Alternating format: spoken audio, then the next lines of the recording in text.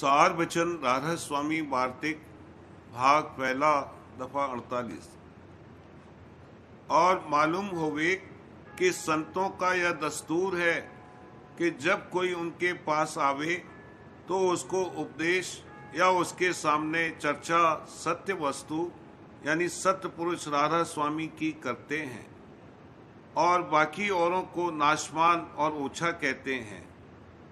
इसी बात को नादान और मूर्ख लोग निंदा और हजो देवताओं और अवतारों और पैगंबरों की समझकर उनको निंदक कहते हैं और यह नहीं ख्याल करते कि जो उन्होंने ब्रह्मा विष्णु और महादेव और देवताओं और अवतारों और पैगंबरों को ओछा बतलाया तो फिर तारीफ किसकी की और सबसे बड़ा किसको ठहराया।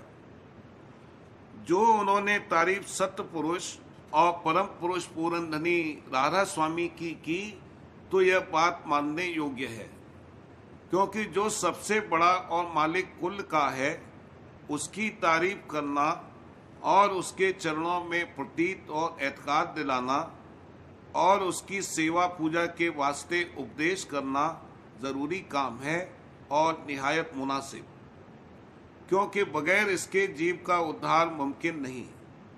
फिर समझना चाहिए कि किस कदर शर्म की बात है कि कुल मालिक की बड़ाई को सुनकर नाराज होना और अपनी मूर्खता से असल मतलब को न समझकर बरखिलाफ संतों के वचन के कदर करने के उसको बुरा समझना और संतों को निंदक ठहराना।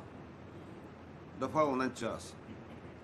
वेद और शास्त्र, भागवत और पुराण वगैरह ने अवधि यानी उम्र ब्रह्मा और विष्णु और शिव और देवताओं की लिखी है, और अवतार भी जो संसार में आए वह भी संसार को छोड़कर चले गए।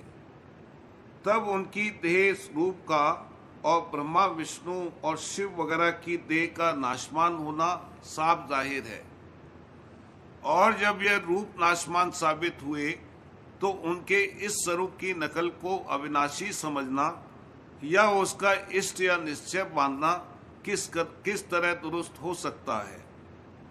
अगर उनके निज रूप का भेद लेकर उसका ध्यान करते और उसमें इष्ट बांधते तो भी कुछ थोड़ा सा फायदा होता, और नकली स्वरूप में तो कुछ भी हासिल नहीं। इसमें साफ गलती अवाम की पाई जाती है, और जो संत उसको दूर करना चाहते हैं तो लोग अपने अहंकार और मूर्खता से उनको निंदक कहते हैं। खासकर रोजगारी लोग मिसल पंडित और भेद के जरूर बुराई करने को तैयार होते हैं। दफा 50। जो कोई यह कहे कि हम अवतारों के उस रूप और पद की उपासना करते हैं जो असल रूप है, यानी जहां से अवतार प्रकट हुए हैं, तो यह कहना उनका दुरुस्त है। पर इस कदर फिर भी विचार करना चाहिए कि जो उस रूप या पद की पूजा और इष्ट इख्तियार किया तो इससे उस पद की पूजा और इष्ट क्यों नहीं इख्तियार करते जहां से अवतारों का असली पद पैदा हुआ। मेहनत और तरीका दोनों पद की पूजा का बराबर है, पर उनके फल और फायदे में भेद है। इस वास्ते सबसे बड़े और ऊंचे पद की पूजा और इष्ट मुनासिब है, और यही संतों का इष्ट है, और इसी को संत उपदेश करते हैं। इस उपदेश से यह गरज नहीं कि और स्थानों के मालिक से विरोध और ईर्ष्या इख्तियार करना चाहिए, बल्कि सत्य पुरुष राधा स्वामी के इष्ट वाले को भी धारणा हर एक पद की जो कि उसके रास्ते में पड़ेंगे करनी पड़ेगी। बिना इसके वह स्थान फतह न होवेंगे। लेकिन इस राह में चलने से पहले इष्ट अपना धुर और निज स्थान का दुरुस्त करना चाहिए, और हर एक स्थान के हाल और कैफियत को बखूबी समझ लेना चाहिए। किस वास्ते कि दुनिया में भटकाने वाले और भरमाने वाले बहुत हैं, और खुदा और परमेश्वर और परमात्मा और ब्रह्म और पार ब्रह्म और शुद्ध ब्रह्म और सत्यनाम कहने वाले भी बहुत हैं।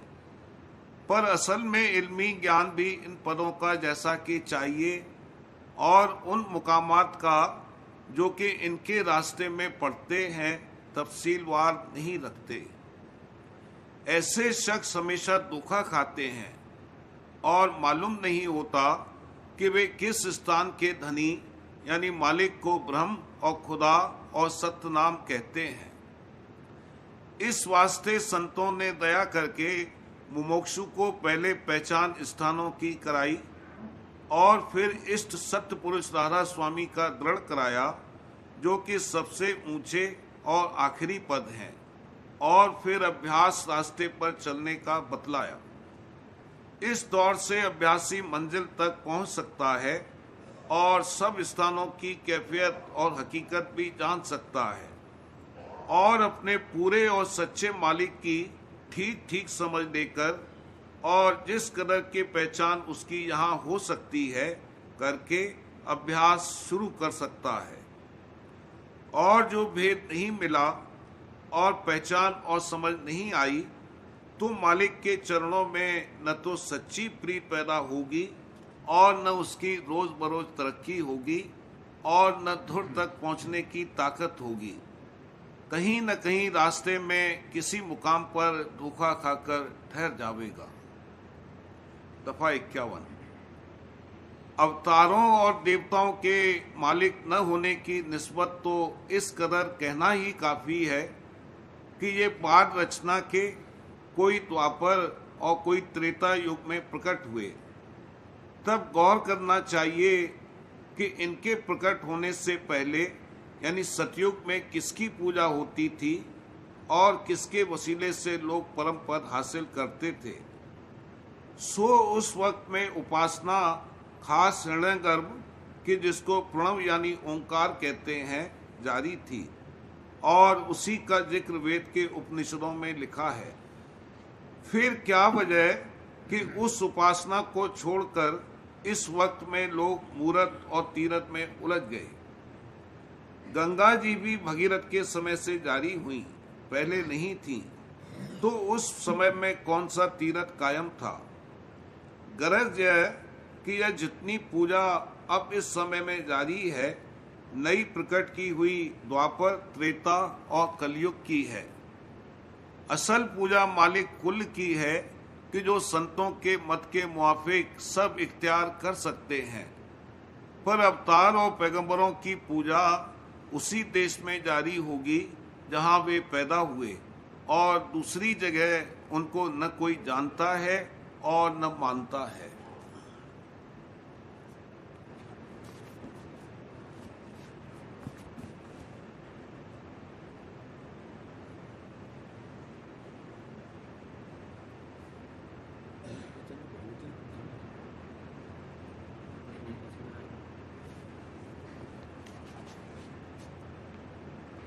प्रेम पत्र राधा स्वामी पहला भाग वचन 45वां। सवालात एक सत्संगी की तरफ से और उनके जवाबात। सवाल: बालक गर्भ के अंदर श्वास लेता है या नहीं? जो लेता है तो कैसे उसकी गुजरान होती है, और जो नहीं लेता है तो कहां और किस हालत में रहता है? जवाब: बालक गर्भ में श्वास नहीं लेता है और सहजदल कंवल के स्थान पर उसका जीव चैतन्य समाधि में रहता है, यानी ज्योत का दर्शन करता है और उस मुकाम का शब्द सुनता है। सवाल: बाजे कहते हैं कि 8वें महीने में बालक को गर्भ में भूख और प्यास लगती है और गल्ले का अर्क उसे खाने को मिलता है। जो ऐसा होता है तो मल भी पैदा होता होगा, ये बात सही है या क्या? जवाब: जब बालक का शरीर गर्भ में बनता जाता है तो उसका मसाला माता का खून है, और जब उसकी देह पूरी बन जाती है तब उसको माता की ग़िज़ा या आहार का खुलासा जो अर्क रूप होता है उसकी देह के बढ़ाव और पुष्ट करने के वास्ते उस नल के रास्ते जो नाफ से लगा होता है मैदे में पहुंचता है।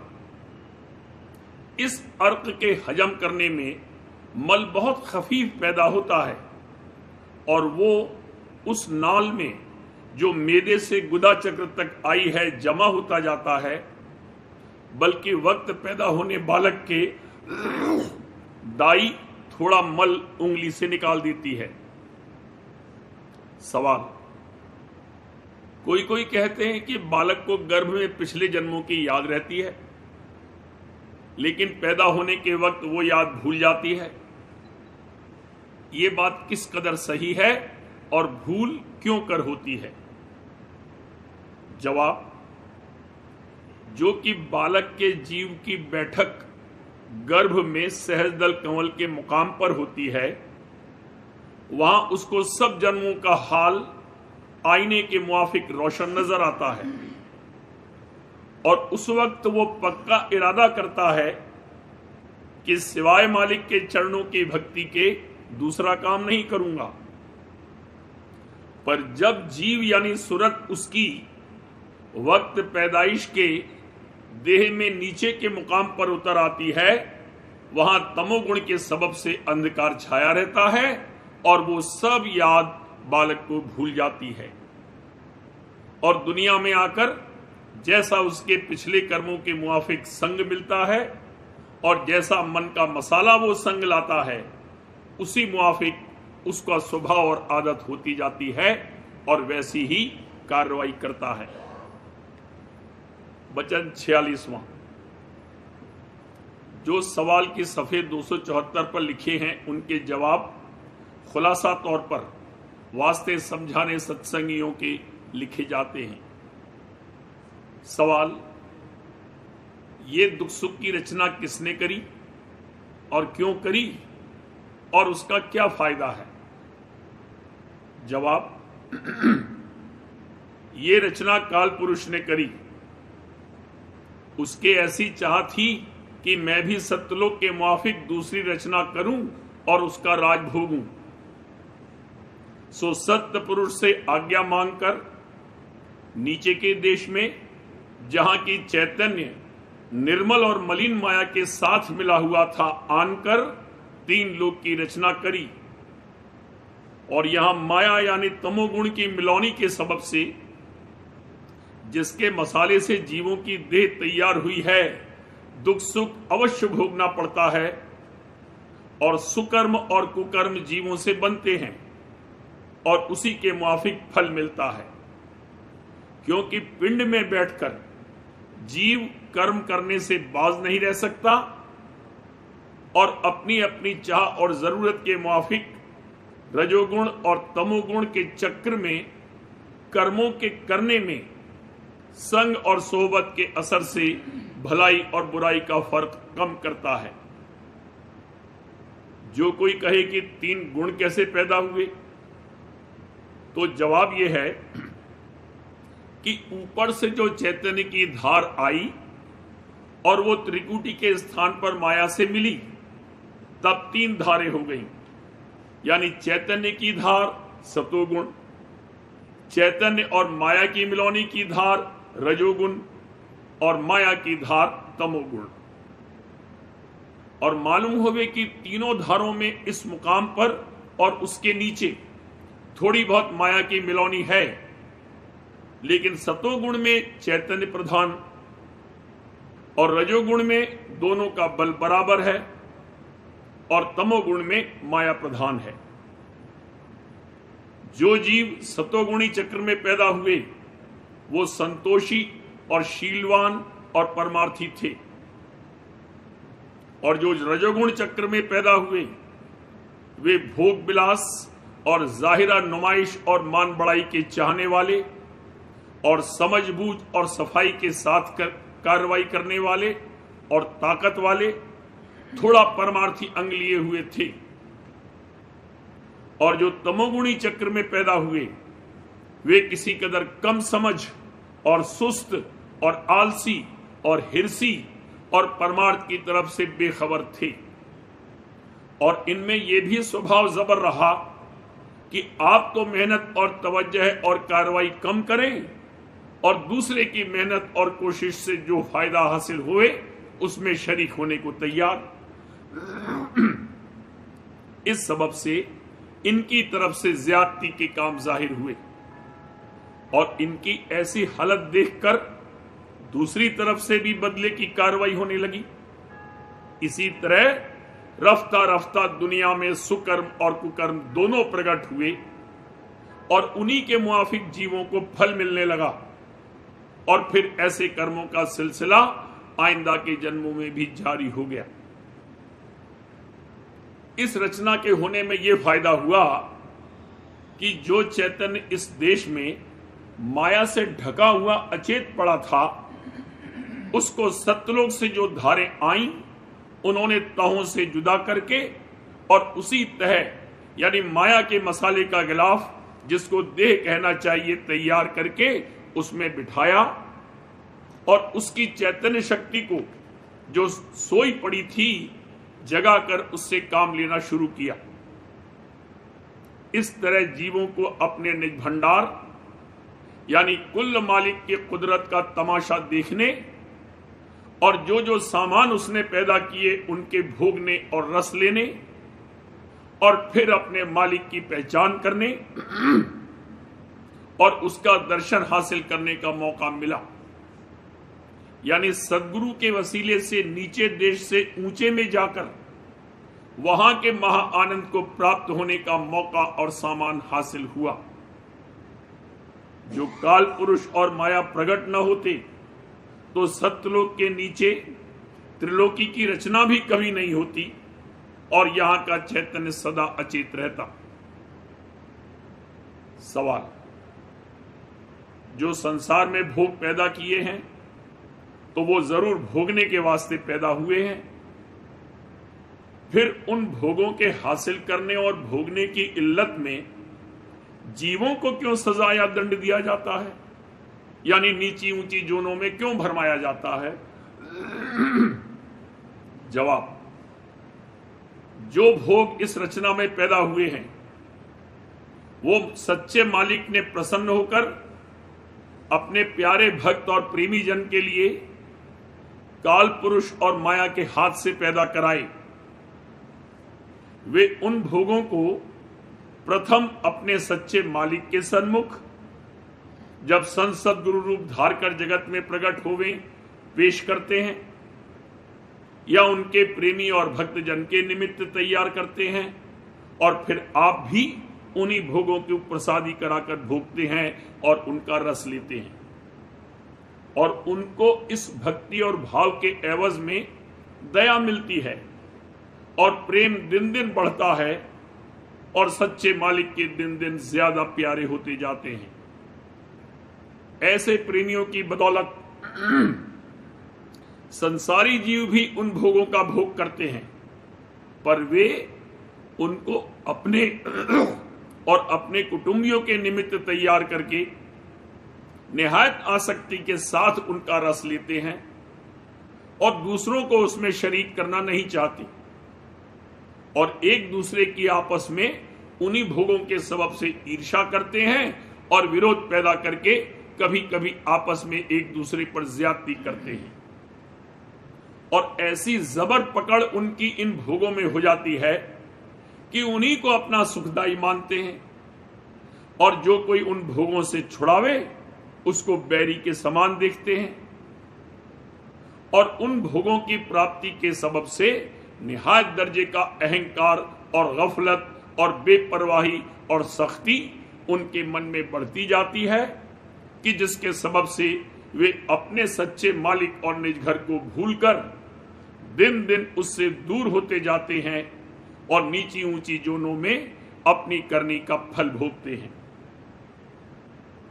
जो वे भी होशियारी और एहतियात के साथ प्रेमी जन के मुआफिक उन भोगों को सच्चे मालिक और उसके भक्तों को अर्पण करके और प्रसादी करा के और आपस में बांटकर भोगते तो बजाय दूरी और दुख के मालिक की नजदीकी और विशेष दया हासिल करके महासुख को प्राप्त होती। जाहिर है कि कुल भोग मन और इंद्रियों के जड़ हैं। और जिस किसी की उनमें आसक्ति और वासना रही, वो दिन दिन उनके संग से मनुष्य की निस्बत कम चैतन्य और ज्यादा कम चैतन्य और बहुत ही ज्यादा कम चैतन्य जोनों में उतर जाएगा। इस सबब से भोगी और रागी जीव अपनी नादानी और मन हट करके आप ही अपना नुकसान करते